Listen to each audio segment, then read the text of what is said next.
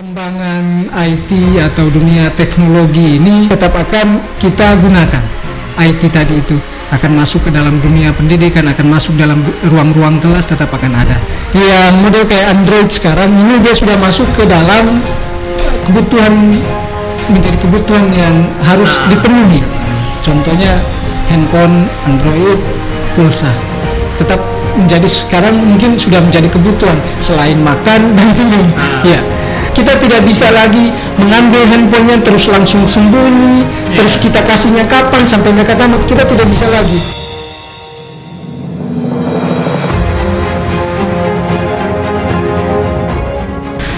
Assalamualaikum warahmatullahi wabarakatuh. Sahabat bidik dimanapun kalian berada, mudah-mudahan sahabat bidik dimanapun kalian berada, kami doakan semoga selalu dalam lindungan Allah dan selalu diberikan kesehatan agar tetap bekerja sebagaimana mestinya, layaknya seorang manusia yang akan memanusiakan orang lain dan diri sendiri. Oke, kali ini kembali lagi kita tetap datangkan pemateri atau narasumber yang berbeda dan bermanfaat mungkin bagi banyak sahabat-sahabat di luar sana. Pemateri kita kali ini masih dari seorang pendidik. Kalau kita berbicara tentang pendidikan, maka kita juga harus pahami perkembangan pendidikan, apalagi sekarang kita sudah masuk dalam sistem 5.0 di mana seorang pendidik dipaksa harus bisa memahami perkembangan dunia IT. Oke. Tamu kita kali ini masih dalam madrasah ya. Beliau salah satu guru, tetap masih guru bahasa Inggris yang sangat berperan dalam dunia IT, yaitu sebagai seorang proktor. Siapa dia? Ini dia. Kita perkenalkan narasumber kita. Saya biasa apa dia? Agus.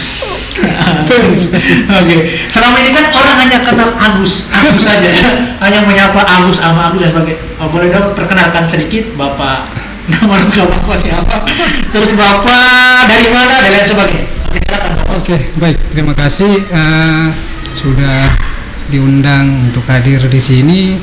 Sama-sama kita sharing ya. Kita sharing pengalaman sebagai guru, mungkin ada pengalaman lain dalam dunia pendidikan. Langsung saja, nama lengkap saya Agus Salim C. Saputra. Kedengaran mungkin agak Jawa. Ya, aslinya kalau mau dibilang asli dari kakek orang Witihama, tapi karena dari bapak lahirnya juga di Wewerang, ke saya juga lahirnya di Wewerang, jadi entah nanti dibilang Witihama kami di Wewerang, jadi akhirnya saya memilih menjadi orang Wewerang. Tapi logatnya tidak pernah lepas logat ibu ya. Alhamdulillah. Jangan sampai lupa. Oke, baik. Status sebagai masih aktif sebagai guru. Iya, alhamdulillah masih dipercayakan sampai dengan semester ini masih dipercayakan sebagai guru bahasa Inggris yang mengampu nanti tingkat kelas 8. Oh, kelas 8 bahasa Inggris. Oh. Sejak menjadi guru 2014 kan sampai di MTS, 2014 mengajar di MTS sampai sekarang alhamdulillah masih tetap berada di MTS. 2014 terhitung. Itu selesai tamat kuliah berarti langsung lamar di sini berarti? Ya, selesai 2013 sempat mengabdi juga di Surya Mandala waktu itu karena guru bahasa Inggrisnya sudah full. Kebetulan saya belajar otodidak di dunia ya komputer segala macam. Sempat dipercayakan jadi guru komputer sana, ya, di sana. Di sana. Oh, zaman itu kan kita masih pakai kurikulum yang dalamnya masih TIK ya pembelajaran. Iya, masih kan ada TIK. Sempat dihilangkan juga ya, sempat dihilangkan, lalu akhir-akhir ini dimunculkan lagi. Ya. Berarti Bapak akan ditarik kembali, saya takut Bapak ditarik lagi.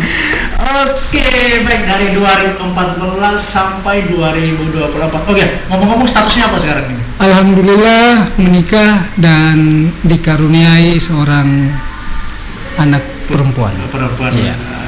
Alhamdulillah. Sudah usia berapa tahun sekarang? Usia 5 tahun jalan ke 6. 5 tahun jalan ke 6. Oke. Iya. Oke, baik. Itu sedikit perkenalan tentang narasumber kita.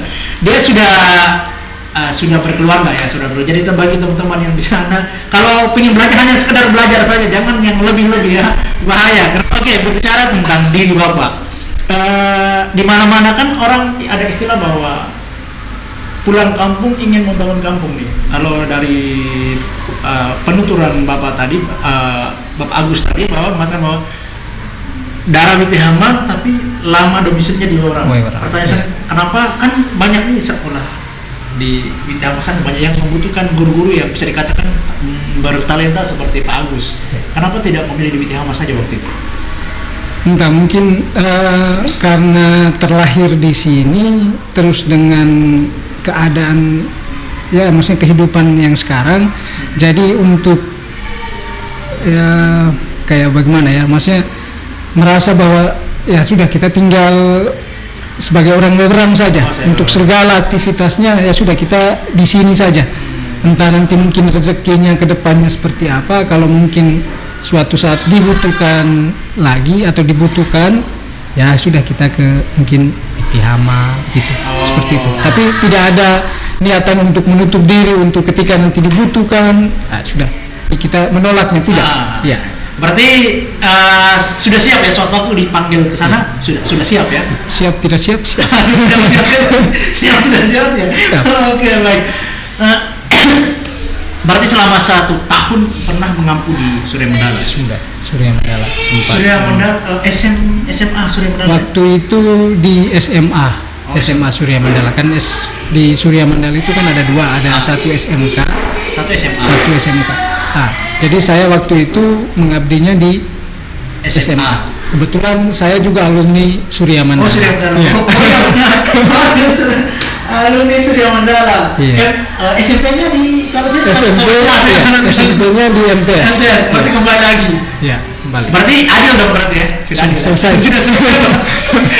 Balasannya sudah selesai. Oke.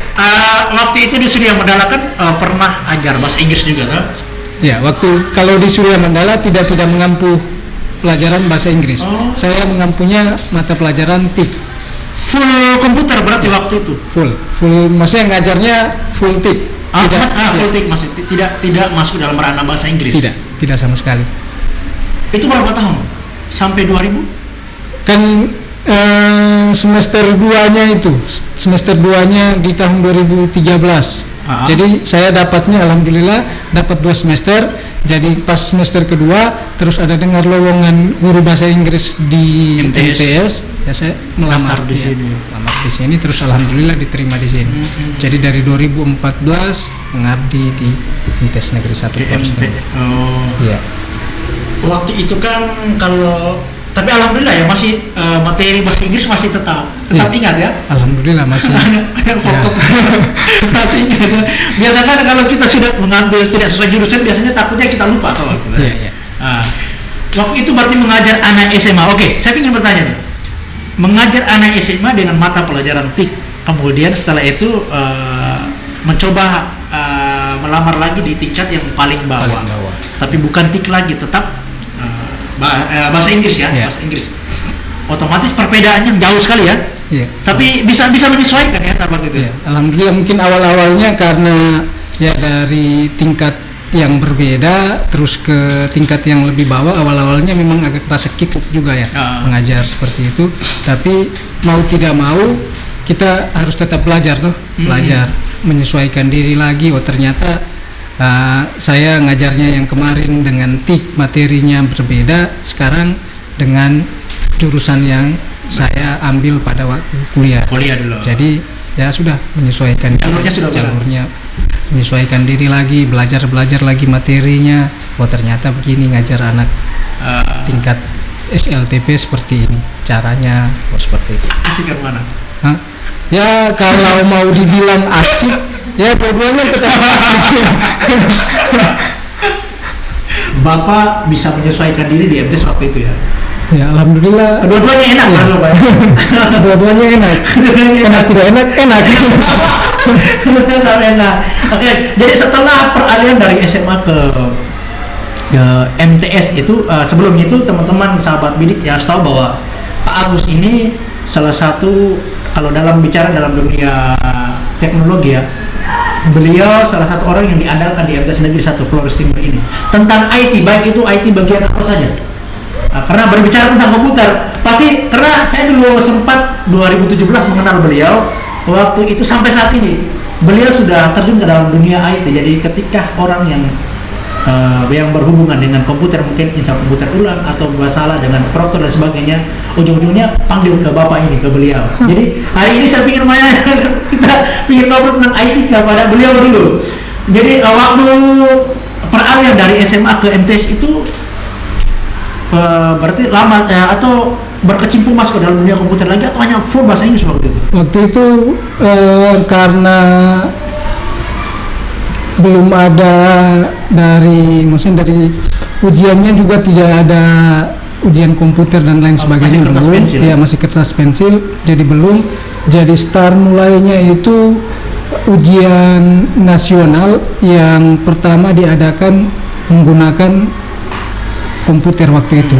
Jadi alhamdulillah waktu itu dengan teman tata usaha yang Amadin, sama-sama alhamdulillah sama-sama dipercayakan waktu itu untuk menghandle ujian nasional. Jadi ujian nasional waktu itu yang kalau tingkat MTS, kalau setahu saya, atau mungkin mohon maaf kalau salah, setingkat MTS waktu itu 2000 berapa itu ujian yang berbasis berbasis komputer itu yang pertama dilakukan di MTS Negeri 1 Flores Timur. Pertama kali itu. Di se-Flores Timur atau? Se-Flores Timur, bukan se-Flores Timur. Maksudnya se-Flores Timur tapi setingkat Kementerian Agama. Ya. Oh. Jadi bukan dari dinas juga, tidak. Dia lingkupnya kementerian, ya. Lingkup madrasah. Jadi kalau tingkat SLTP-nya atau MTS-nya itu MTSN 1 Flores Timur menjadi kayak sebagai pembuka jalan lah. Iya. Waktu itu dipercayakan. Dan itu Pak Agus dengan teman tadi yang pertama kali bisa dikatakan pecahkan telurnya waktu itu. Waktu itu tidak, saya waktu itu karena dengan teman yang tadi, karena basicnya memang IT, jadi dia yang sebagai proktornya, saya waktu itu sebagai teknisinya. Jadi karena mungkin kalau bagi saya untuk hal-hal yang seperti itu mungkin dari zaman kuliah merasa bahwa tertarik, oh ini kenapa saya tidak bisa, akhirnya belajar terus. Alhamdulillah teman waktu itu sempat pindah ke MAN 1 Flores Timur, akhirnya saya naik tingkat ya, dari karena keadaan dari teknisi naiknya menjadi proktor. Oke. Jadi waktu itu setelah dilepas oleh istilahnya ketua tadi, ada maksudnya kendala tidak? Ya, untuk kalau bicara hal-hal yang teknis seperti itu, kendalanya tetap akan ada. Ya. Dan alhamdulillah banyak juga sempat teman-teman juga yang maksudnya tetap akan sharing, tetap akan bantu. Contohnya mungkin kalau ada kendala-kendala, lebih banyaknya kemarin itu ke teman proktornya MAN 1 Flores Timur. Jadi sering sharing di dalam grup-grup juga, sering sharing, oh ternyata permasalahannya seperti ini, solusinya seperti itu.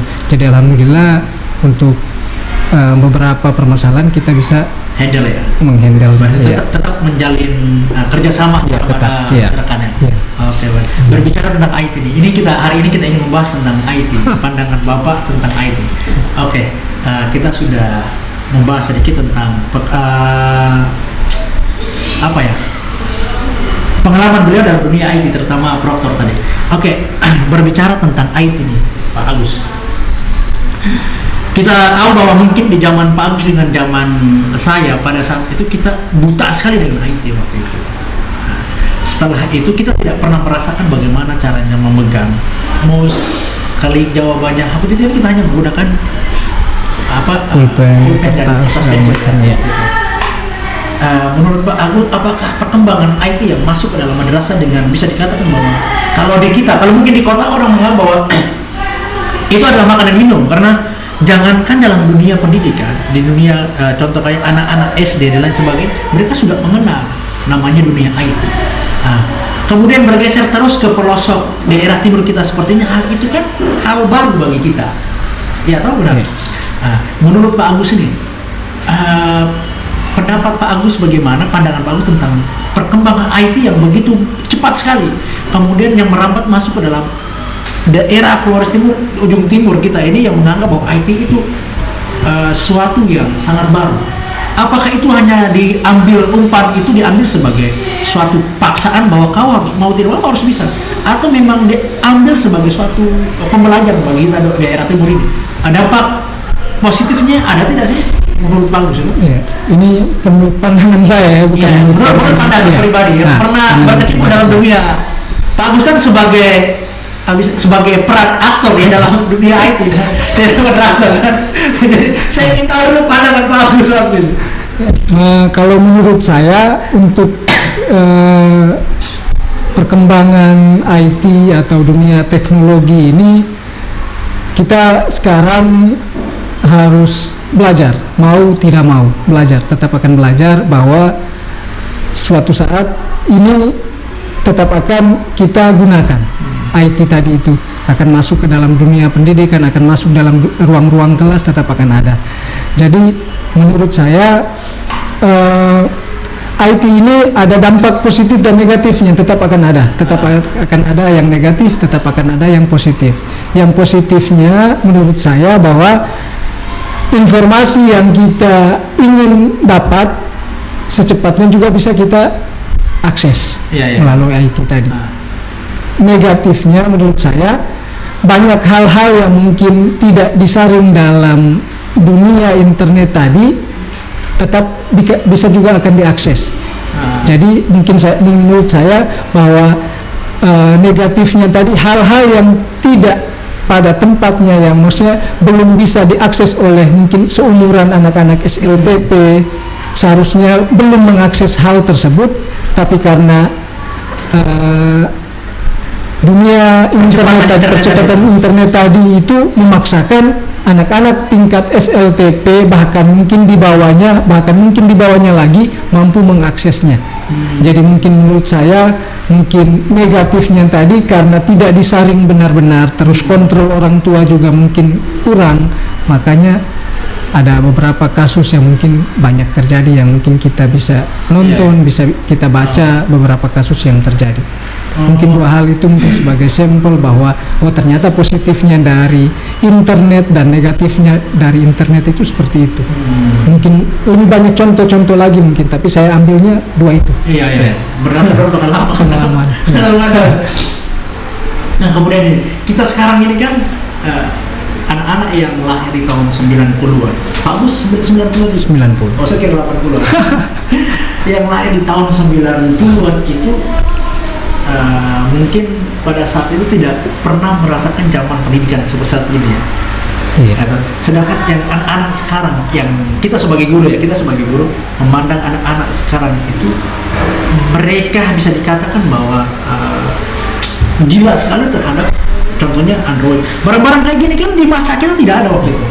Nah, anak-anak sekarang ini barang ini sudah sebagai kebutuhan bagi mereka. Nah, menurut Pak Agus bagaimana itu? Iya. Menurut saya itu tadi dia ada positif dan negatifnya, tetap ada. Mungkin sedikit saja bahwa yang model kayak Android sekarang ini dia sudah masuk ke dalam kebutuhan, menjadi kebutuhan yang harus dipenuhi. Contohnya handphone Android, pulsa, tetap menjadi sekarang mungkin sudah menjadi kebutuhan selain makan dan minum. Ya, menurut saya bahwa ya sudah, kita memang saat ini anak-anak kita tidak bisa lagi melarang, kita tidak bisa lagi kayak memasang sekat bahwa mereka tidak boleh pegang handphone. Kita tidak bisa. Karena apa? Karena zaman ini atau zaman yang sekarang yang ada ini, anak-anak lahir sudah ada percepatan segala macam komunikasi yang ada. Mereka lahir di zamannya lah, bahwa kita tidak bisa lagi melarang mereka. Tapi kalau menurut saya, contoh yang paling simpel yang saya lakukan saat ini terhadap anak saya tidak bisa melarangnya. Tapi contoh yang paling simpel, ada satu dalam handphone itu, saya lebih memilih mendownload YouTube Kids ketimbang membiarkan dia membuka YouTube yang satunya. Karena apa? Menurut saya YouTube Kids itu ada beberapa tontonan-tontonannya itu ada batasan-batasannya. Maksudnya apa? tontonannya itu hanya diperuntukkan untuk anak-anak. Ini bukan sponsor ya? Ya, tidak. Ini bicara pengalaman dari internet tadi, bahwa ketika YouTube Kids tadi ditonton oleh anak kita juga merasa aman, kontrol kita, oh ternyata dia tontonannya seperti ini. Tapi beda ketika dia menonton YouTube yang satunya. Kalau YouTube yang satunya, ketika anak-anak sekarang ini lebih memilih menonton hal-hal yang singkat, padat dan jelas. Kalau di YouTube yang satunya, mohon maaf, tidak ada sarungnya, maksudnya penyaringnya tidak ada. Jadi tontonan-tontonan itu kadang mungkin karena di scroll tiba-tiba muncul tontonan yang tidak seharusnya ditonton, akhirnya ditonton juga. Iya, benar-benar. Jadi memang benar-benar kita harus mengontrol. Iya, bukan saja di dalam dunia pendidikan atau di dalam ruang-ruang kelas yang dikontrol oleh gurunya, tetapi butuh kontrol dari orang tua. Iya. Terus itu kan berbicara Bapak sebagai orang tua. Iya. Kita ini kan kita tahu bahwa kita sama-sama sebagai guru, di mana kita hidup bukan didikan dari IT. Iya.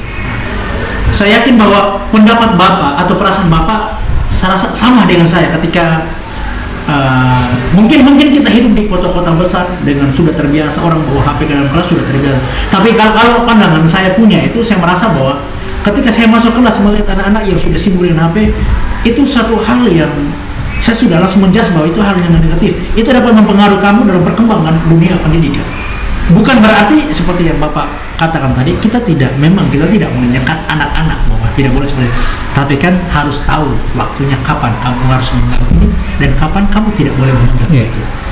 Itu menurut saya. Kira-kira Pak Agus sendiri yang kita sama-sama hidup bukan di era digital pada saat itu.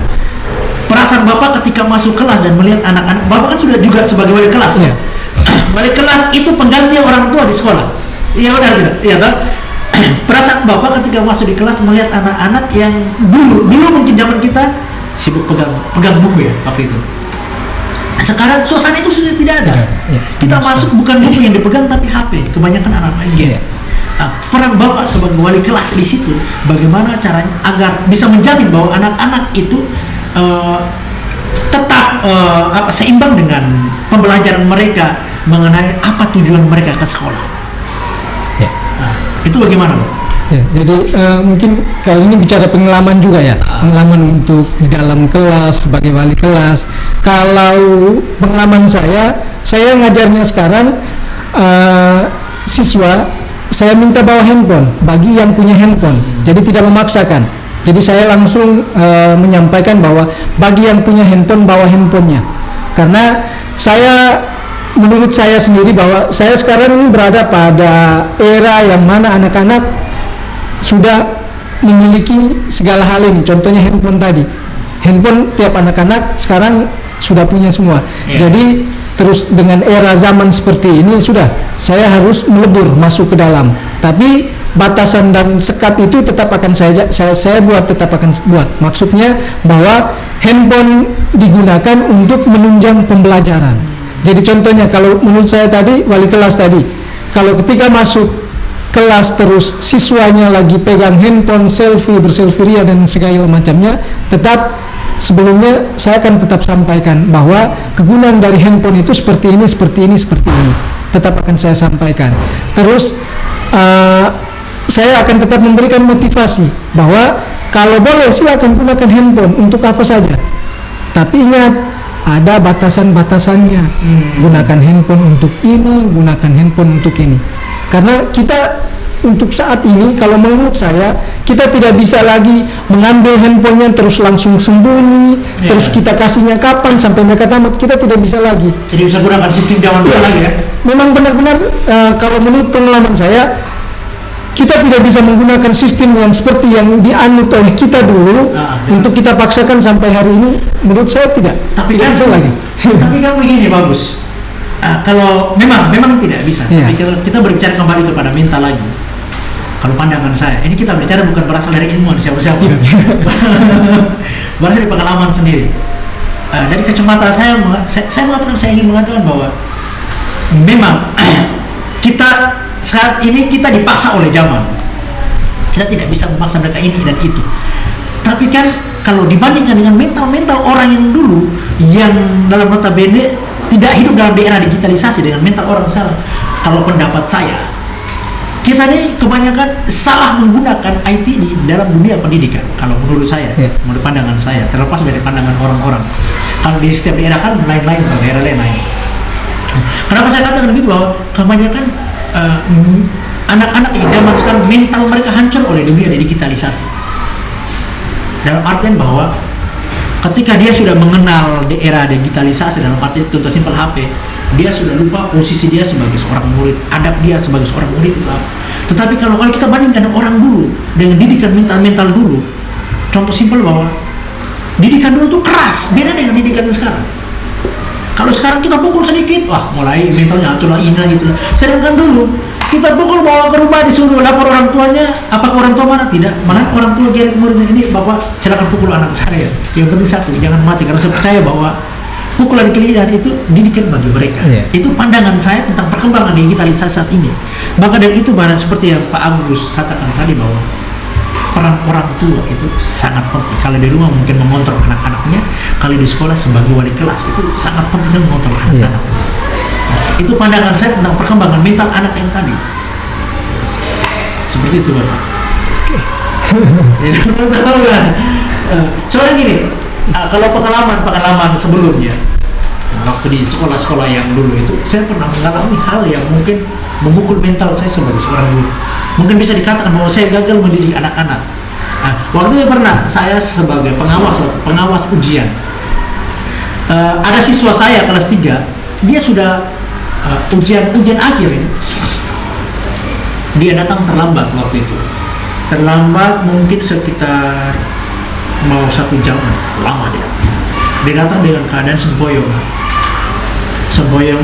Coba ngobrol sama dia ternyata baru selesai mengkonsumsi barang alkohol.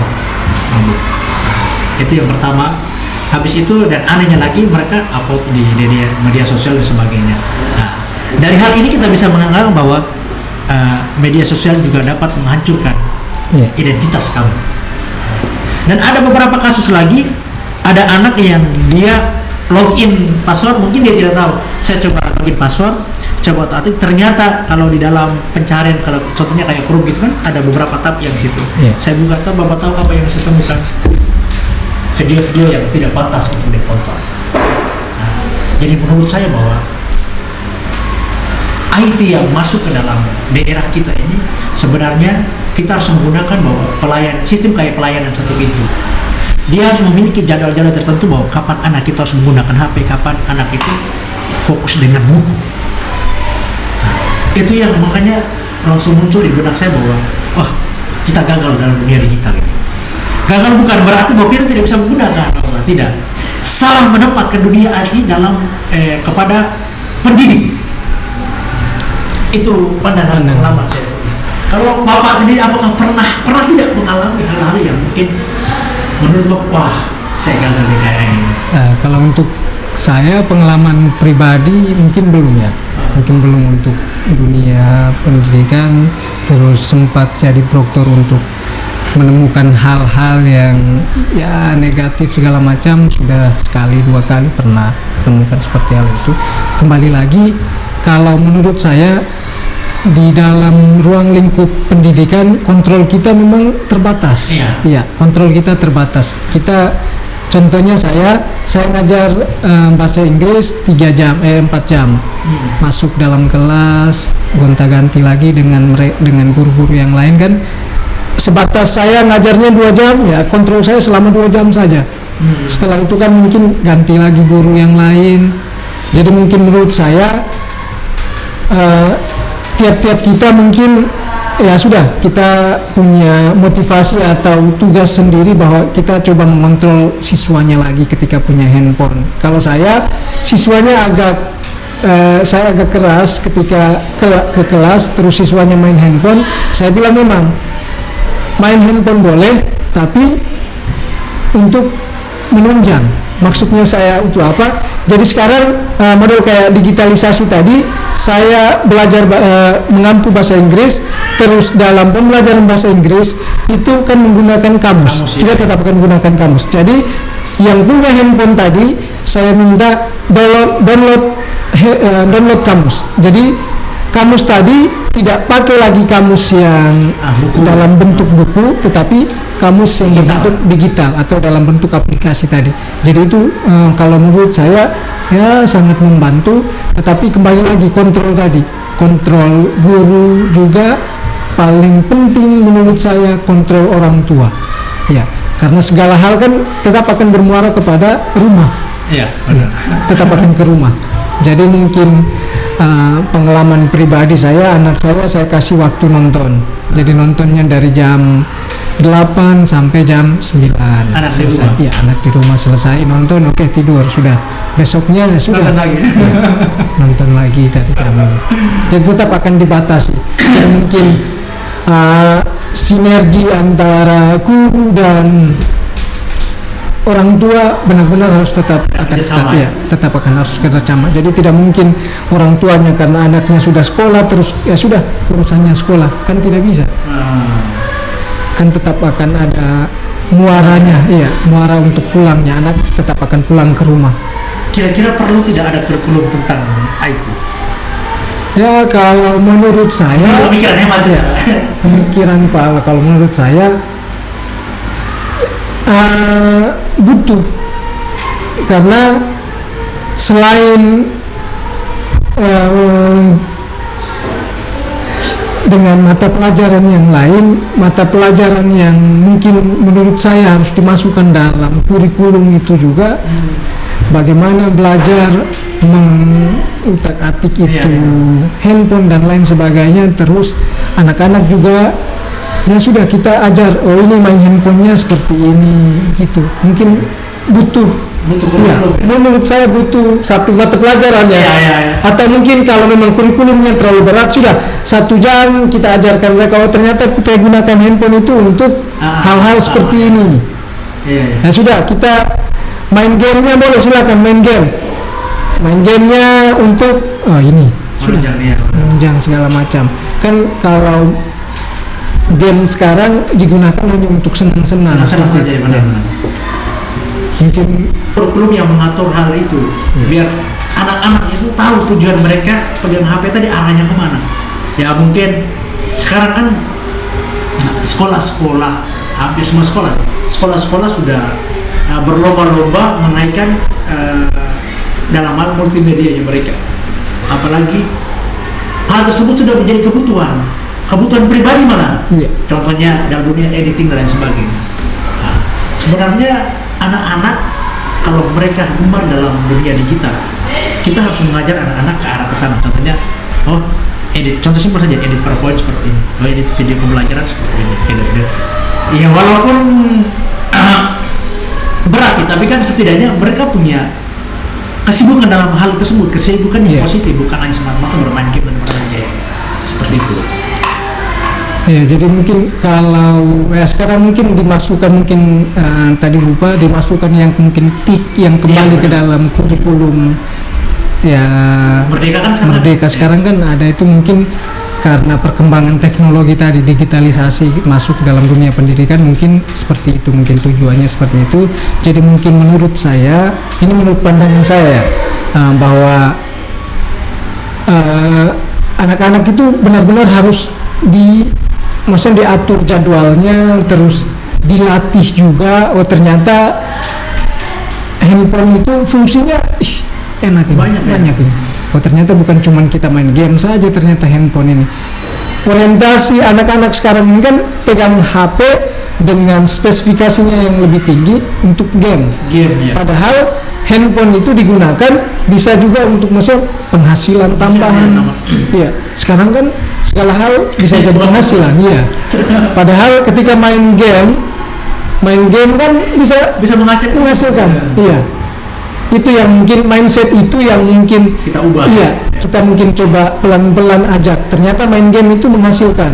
Oh, ternyata kita buat ini menghasilkan. Itu mindset itu yang mungkin kita sama-sama pelan-pelan rasuki kepada anak-anak sekarang bahwa silakan main handphone. Ada batasan-batasannya, ternyata handphone itu bisa menghasilkan. Jadi dengan seperti itu hal-hal negatifnya kan Iya benar. berkurang. Tinggal kita sampaikan ke orang tuanya, minta orang tuanya untuk mengontrol lebih lagi dalam penggunaan handphonenya. Iya benar. Kalau mungkin bisa dibuat ke dalam bentuk proyek. Ya, bisa. Apalagi kita sekarang kan kurikulum merdeka kan dituntut harus balik ke proyek. Iya. Iya ya, kalau bisa seperti itu. Jadi coba. Kalau menurut saya anak-anak sekarang ini imajinasi. Iya. Mereka lebih hidupnya di dalam dunia imajinasi. Benar. Jadi ketika kalau mungkin menurut saya kurikulum ini kalau kita ajak mereka ke dalam dunia imajinasi yang mereka sering-sering lakukan, ya sudah, mereka terbiasa. Kalau ternyata mereka lupakan hal-hal yang berdampak negatif tadi. Jadi mungkin kalau menurut saya, ya sudah, dalam dunia kurikulum merdeka tadi kayak praktek-praktek itu mereka lebih senangnya di dalam dunia imajinasi karena mereka ini lahirnya memang di area yang ini atau di zaman yang penuh imajinasi ini. Jadi ketika kita suruh mereka coba sudah buatkan apa gitu. Jadi mungkin dengan dimasukkan TIK ke dalam kurikulum merdeka ini, ya mudah-mudahan kita bisa mendapat dampak positif dalam dunia pendidikan. Iya. Setidaknya mungkin kalau dari tingkat SMP mereka ternyata handphone itu mungkin naik ke tingkat yang lebih tinggi kan mungkin imajinasinya juga lebih lagi, terus mereka juga lebih berpikir lagi seperti ternyata handphone itu menghasilkan seperti ini segala macam. Luar biasa. Jadi menempatkan sesuatu pada tempatnya. Sebenarnya gitu ya. Iya, harusnya seperti itu, Mbak. Kalau bisa proyek. Anak-anak kan sekarang kan kebanyakan lebih senang ke gerak. Iya. Mereka nanti lebih ke terjun ke lapangan. Itu mereka paling senang daripada ketimbang dalam kelas. Iya. Iya. Oke, itu sekedar ruang lingkup dari dunia pendidikan menurut pribadi pemahaman. Ini saya mau lari kembali kepada pribadinya Bapak Agus ini. Ini masih tetap berkaitan dengan digitalisasi. Pertama kali pegang HP tahun berapa? Pertama kali pegang handphone waktu itu Motorola 2008. Motorola. Ya, karena waktu itu memang kebetulan kuliah memang kebutuhan ya waktu itu. Dia yang masih biasa. Masih biasa. Ya, belum touch screen. Ya, masih biasa. Sebenarnya bisa SMS, bisa SMS dan sebagainya. Iya. Kebutuhan. Tapi waktu itu kalau pada zaman itu kalau siapa yang sudah punya HP dia tuh bisa dikatakan bahwa orang yang mampu loh. Ya, kalau alhamdulillah waktu itu karena mungkin tinggal di Makassar, jadi mungkin untuk handphone mungkin sudah agak biasa. Ya, yang agak wah itu waktu itu komputer. Ya, ke warnet itu. Ke warnet itu masih lumayan lah. Bukan wah sekali tapi masih ternyata bisa ini ke warnet. Tapi waktu itu kan kalau Pak Agus dulu kan alumni di sini juga. Iya. Kalau tidak salah di sini kan juga pernah ada lab komputer loh. Ya, belajar. Kalau zamannya saya belum dapat itu. Kalau kami itu dapat. Iya. Ustadz Ridwan. Kalau zamannya saya mungkin pas saya SMA mungkin pas. Oh benar. Ya. Saya masuk. Itu kami hanya diajar word art yang dalam Word itu. Dalam Word. Yang masukkan itu terus belajar print. Pulang itu 1 minggu kertas itu saya gantung. Karena itu prestasinya yang kebahagiaan. Untuk pertama kali terjun ke dalam dunia bisa dikatakan IT waktu itu ya. Kalau sekolah mana yang punya komputer itu kalau dia punya komputer itu sekolahnya luar biasa pada saat itu. Iya. Walaupun komputer tabung waktu itu ya. masih berbentuk ya, Iya. layarnya juga belum slim. Asli ya. Mungkin yang ibu-ibu Anis mereka ini mereka tidak pernah merasakan namanya gratis 1000 SMS. Ya tidak pernah alami bilang gratis 1000 SMS kemudian Bahagia sekali. sekali. SMS di bawahnya ada apa? Ada tanda tangan ya. Iya. Awal biasa tanda tangan di bawah itu. Tapi saya punya pengalaman waktu SMA. Ya, waktu SMA. Ini pengalaman handphone ini. SMA Surya Mandala itu waktu itu kan studi sore. Kami diberlakukan studi sore. Jadi studi sore setelah pulang kebiasaannya namanya anak muda selalu nongkrong di tugu Weweran. ya, tubunya Weweran. Cuma Jadi dua di nongkrong. Indonesia cuma dua. Satu Jakarta, satu Weweran. Jadi nongkrong, laki-laki semua nongkrong, terus nanti teman-teman yang perempuan masuk lewat, ya sudah biasa seperti biasa nongkrong. Tiba-tiba ada handphone bunyi, Volumenya udah besar. volume besar. Ada handphone. Padahal nadanya cuma ini. Oh iya, benar-benar zaman itu SMS satu kali sudah mendapat 1000 SMS. Biasanya SMS malam lagi ngapain? Kirim ke semua. Itu semuanya itu. Benar, mereka tidak pernah rasakan waktu pada zaman itu. Kalau bicara tentang handphone, saya juga pengalaman pribadi juga tentang handphone. Waktu itu handphone merek pertama yang Nokia itu yang di sampingnya ada lampu itu, ketika SMS masuk dia bentuknya gini, kotak gini gini. Di sampingnya ada lampu. Waktu itu bukan punya saya, tapi teman saya. HP-nya itu kemudian dipakai sama temannya. Minta maaf, permisi, dia pakai ke dalam toilet. Sedang buang hajat. Iya. Padahal kemudian secara tanpa sengaja HP-nya itu masuk ke dalam, jatuh ke dalam, otomatis kan ya bisa dibayar, jangan diimajinasi kan. Masuk ke dalam kemudian diambil. Takut ketahuan sama temannya, akhirnya dia cuci kasih bos. Tapi dia tidak tahu ternyata kan HP itu kan, kalau handphone kan dia punya celah-celah yang bisa mungkin sesuatu masuk ke dalam. Bawalah ke konter sama konter, ditanya sama konternya, Mas ini kenapa HP-nya nih? Jatuh. HP-nya mati. Mas konter, dia buka HP tadi, dia buka tinggal, lo Mas kenapa? Harusnya kan bersyukur nih Mas, udah diperbaiki. Jadi itu momen yang tidak bisa dilupakan sama tuh. Akhirnya aku bilang aku pulang tanya ke temannya, HP-nya kenapa? Dia mengaku masuk ke dalam toilet tadi. Jadi itu pengalaman pada zaman dulu. Jadi jadul. Mereka tidak pernah rasakan ya, tidak. Kita BlackBerry dulu. Iya, BlackBerry saya dapat waktu zaman kuliah. Nah, saya 2012. Saya di sini sudah kerja. Saya dari udah pada masa MT saya punya itu SMS pakai masih sembunyi, tak mama tahu. Saya juga sempat.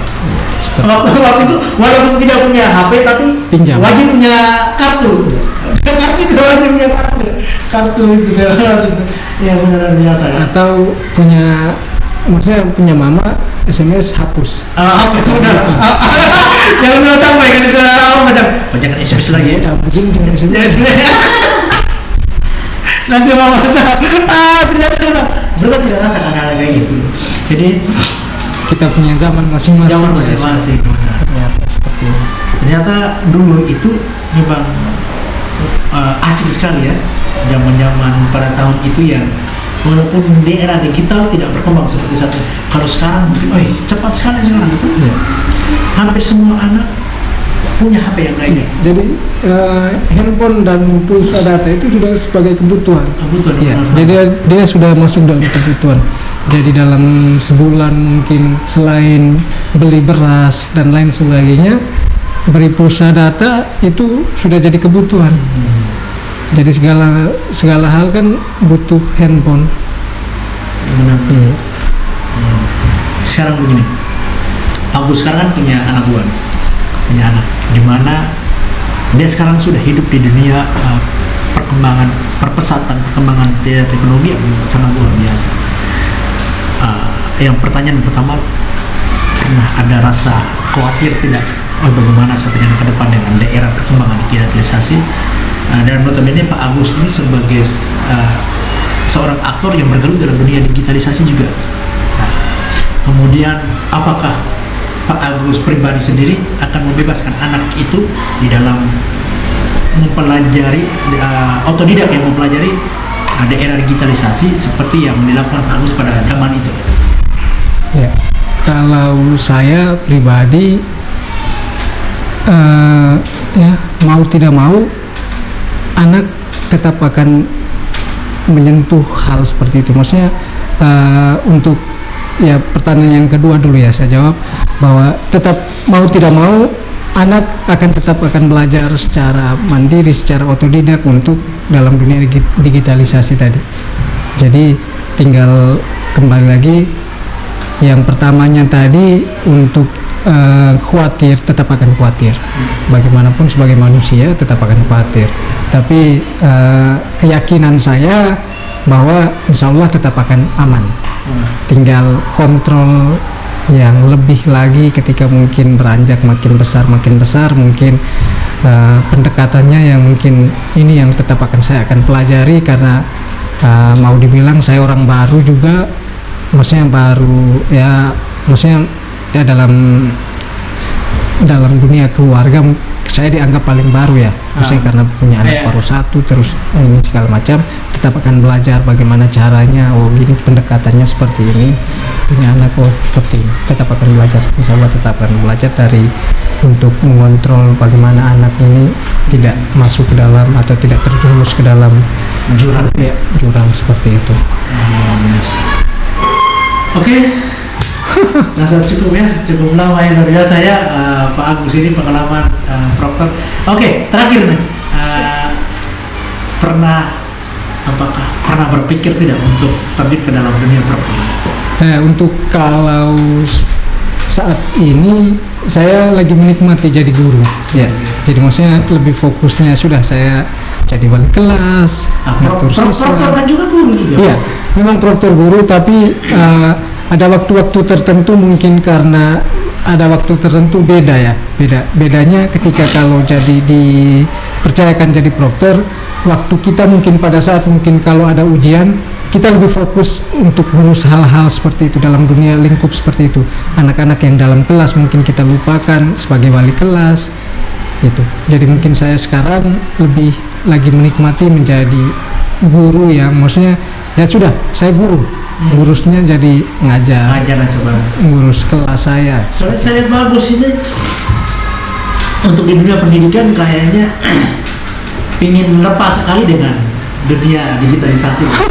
Kalau maksudnya untuk melepas digitalisasi ya tidak, karena saya tetap akan bergelut dalam dunia itu, maksudnya insya Allah tetap siap dalam, maksudnya setiap ketika dibutuhkan. Ya, jadi saya tidak menarik diri untuk tidak bergelut lagi dalam dunia digitalisasi dalam pendidikan, tidak. Tetapi saya untuk saat ini fokus saya ya jadi guru dulu. Seperti itu. Oke. Baik, terima kasih. Ini kata bukan kalimat. Ya. Satu kata buat perkembangan digitalisasi saat ini. Kata. Perfect. Oke, terima kasih. Saya Ahmad dan teman saya dan sumber kita Amagus pamit dulu dari studio MTS Negeri 1 Flores Timur, dan rekan saya kameramen. Terima kasih sudah mau membantu. Terima kasih Pak Agus ya. Terima kasih sudah diundang. Terima kasih. Bidik studio MTS Negeri 1 Flores Timur, informatif dan tepat sasaran.